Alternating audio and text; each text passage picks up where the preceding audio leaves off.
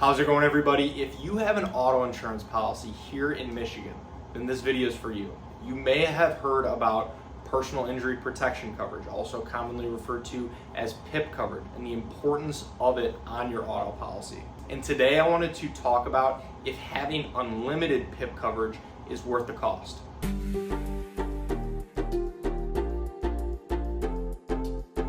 Thank you for stopping by. My name is Brian. I'm an independent insurance agent based here in the state of Michigan, Metro Detroit specifically, and I work with businesses on their commercial insurance programs, as well as helping families and individuals with their personal insurance, their home, their auto insurance as well.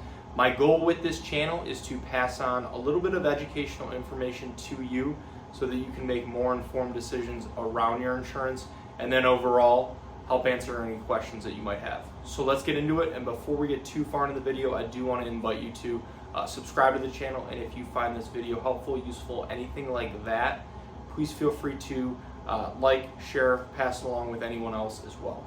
So first, what is PIP? PIP stands for Personal Injury Protection, and it's the part of your auto insurance policy here in Michigan that pays for the medical expenses after injuries that you experience after an auto accident. And this is regardless of who's at fault, because in Michigan, it's very important to know that your auto insurance, not your health insurance, pays for these medical expenses after any injuries from an auto accident. And it's not just medical bills. It also can help pay for things like lost wages, rehab services, in-home care, and then if any modifications are needed to your vehicle or home after these injuries, they also pay for that. And before Michigan's auto reform law took place in 2020, every auto insurance policy had unlimited PIP coverage by default. There were no other options. After the law changed in 2020, drivers were then given the option to choose different coverage limits, such as with $250,000, $500,000, or to opt out entirely if they have Medicare, or if they have the ability to coordinate their coverage with their qualified health plan. But here's the issue. Every option below unlimited does open the door to potential gaps in coverage.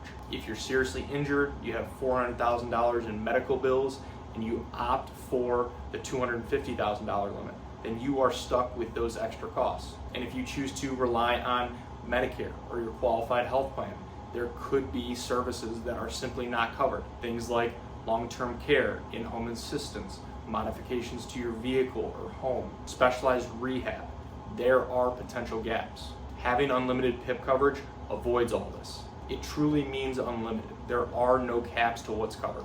It really does give you the broadest protection possible, which really does matter when you're dealing with something as unpredictable as a serious car accident. And here's what surprised a lot of people. The cost difference between having unlimited PIP coverage and another option is typically pretty small, depending on factors like how many drivers you have in the policy and how many resident relatives you have in the household, the types of vehicles you drive. These all factor in, but in many cases, it could be just a few extra dollars per month to have unlimited, which really is nothing in the grand scheme of things when you consider what is potentially at stake.